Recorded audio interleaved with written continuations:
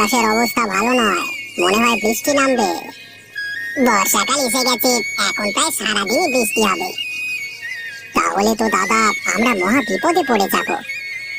ঠিকই বলেছো দাদা, ছেলে মেয়ে পশু পাখিকে নিয়ে তো টেকা মুশকিল হয়ে যাবে।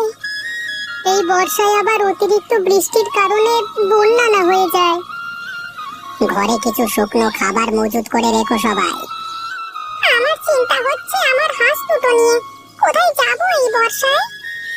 এখন বাড়িতে যেতে হবে, সবাই দ্রুত বাড়িতে চলে যাও, পরে দেখা হবে কেমন?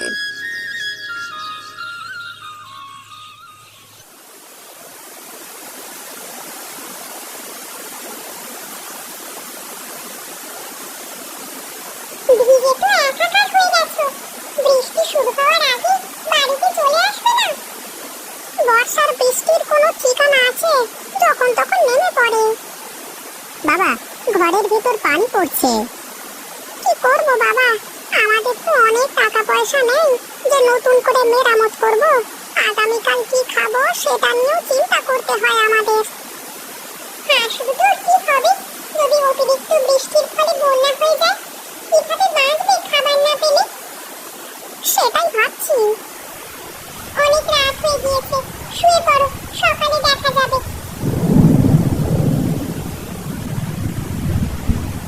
ঘরে তো খাবার কিছু নেই, বাজার থেকে কিছু বাজার করে নিয়ে এসো।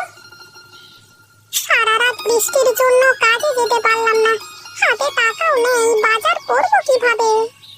দেখো তোমার বন্ধুর কাছ থেকে কিছু টাকা ধার নিতে পারো কিনা। আচ্ছা দেখি, তুমি ঘর থেকে ছাতাটা নিয়ে এসে দাও, আমি হাঁসগুলোকে পুকুরে ছেড়ে দিয়ে আসি, ওরা নিজেরা কিছু খাবার জোগাড় করে খেতে থাকুক।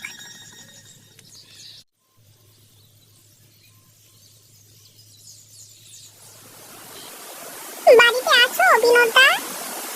আরে বন্ধু, তুমি আমার বাড়িতে? আরে এসো এসো এসো। বড় বিপদে পড়ে এসেছি বন্ধু। আগে তুমি খাটে বসো তো, তারপর দরকারের কথা বলো। যে হারে বৃষ্টি হচ্ছে, মনে হয় বড় রকম বন্যা হয়ে যাবে, এখন তো কাজও করা যাচ্ছে না। তাই তো মনে হচ্ছে। হাঁস দুটোকে নিয়ে আমি চিন্তিত।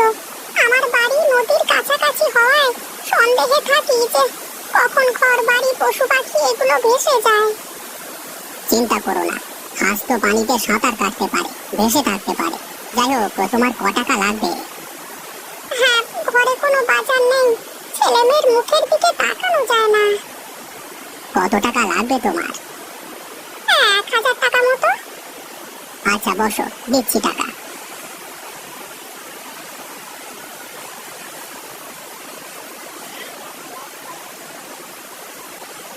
তাহলে আমি আসি বন্ধু। দুপুরের খাবারটা খেয়ে যেও। না বন্ধু, বাড়িতে বাজার নেই, আরেকদিন খাবো কেমন?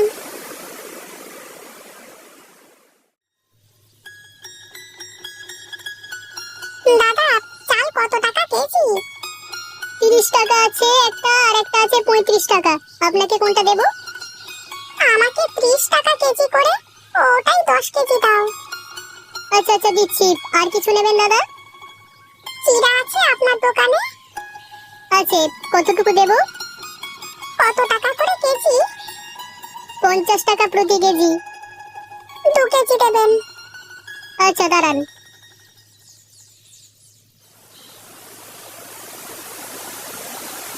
নাও, বাজারগুলো ব্যাগ থেকে বের করে নাও।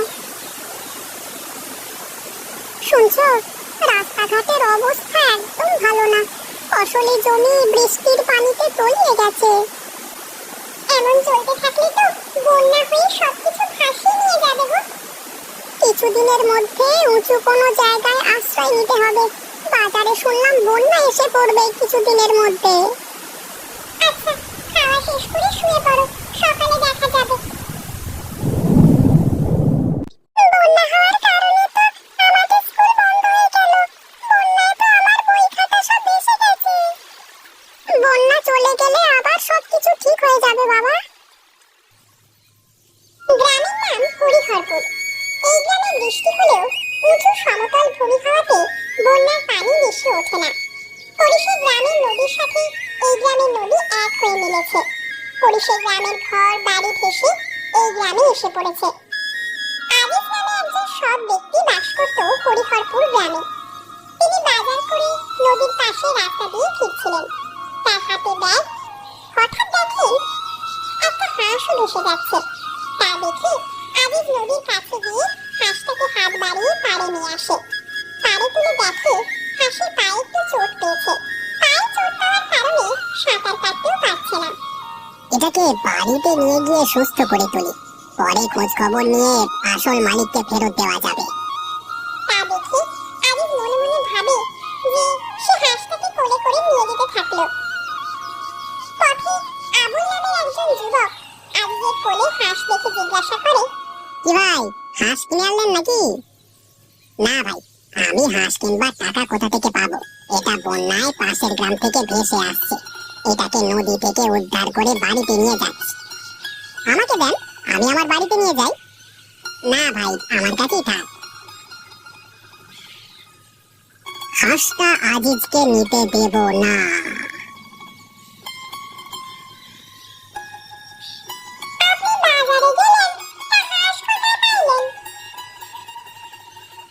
নদীতে ভেসে এসেছে, বাড়িতে ফেরবার সময় তা দেখে নিয়ে আসলাম।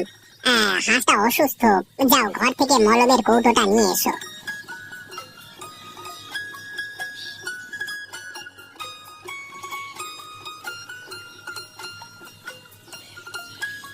এখন তো বর্ষার বৃষ্টির কারণে পাশের গ্রামে বন্যা পানি সবকিছু ভাসিয়ে নিয়ে আসছে।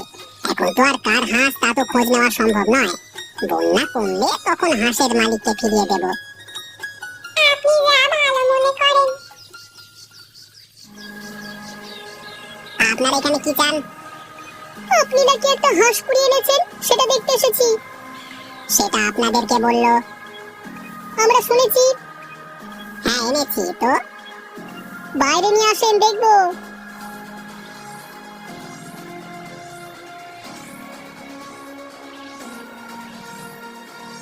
হাঁসটার কালারটা সুন্দর আর স্বাস্থ্য ভালো আছে, বুঝলি? মালটাকে যে করেও খাটাতে হবে। আজিজ, বাইরে এসো। আবার কি বলবেন আপনারা? আমরা হাঁসের মালিকের আত্মীয়কে নিয়ে এসেছি, সে হাঁস নিয়ে যাবে। ওনাকে দেখে তো তেমন মনে হচ্ছে না। ওনাদের আত্মীয়ের হাঁসই পানিতে ভেসে এসেছে। আপনাদের হাঁস হারিয়ে গেছে? তা আপনাকে দেখে তো মনে হয় না। আমি আপনাদের হাঁস দেব না, আপনারা এখন আসুন। আজকে আমরা চলে যাচ্ছি, কিন্তু আবার আসবো।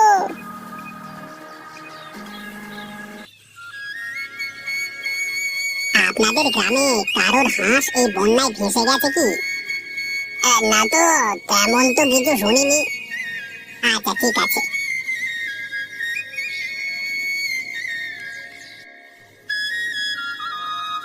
ভাই, আপনাকে তো এই গ্রামে আগে দেখিনি। একটা কাজে এসেছিলাম। কি কাজ জানতে পারি? হ্যাঁ পারেন।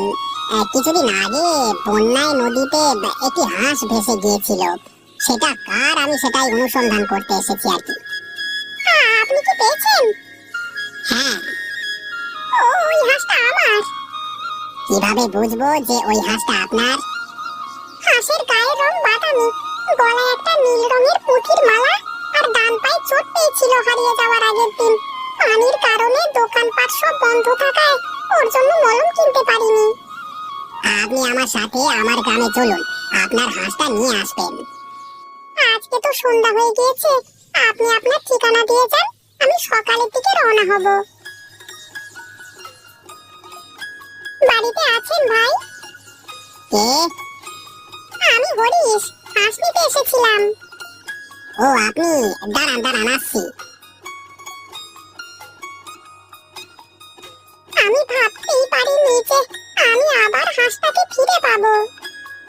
হাঁসটার পায়ের আঘাত সেরে গিয়েছে, এখন সুস্থ আছে। আপনার উপকারের কথা আমি কখনো ভুলতে পারবো না। হাঁসটা আমার অনেক আদরের, আমার ছেলে মেয়েরা ওকে অনেক আদর করে। সকালের খাবার খেয়ে যাবেন যাওয়ার সময়। আসুন আসুন। আজকে না, আর একদিন আসবো, কেমন?